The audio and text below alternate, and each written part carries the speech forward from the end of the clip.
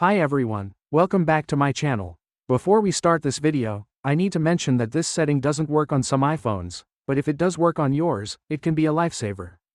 Today, I'm going to show you how to turn off Notification Center and Control Center on your iPhone when the screen is locked.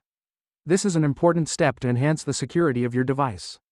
Let's get started. First, let me show you the current issue. As you can see, I can view notifications and access Control Center even when my iPhone is locked.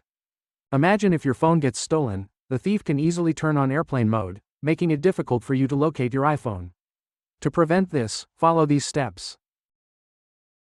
Now, unlock your iPhone and open the Settings app. Scroll down and tap on Face ID and Passcode, or Touch ID and Passcode, depending on your device. You will need to enter your passcode to proceed. Once you're in the Face ID and Passcode settings, scroll down until you see the options for Notification Center and Control Center. Toggle both of these settings off. This will prevent anyone from accessing these features when your iPhone is locked.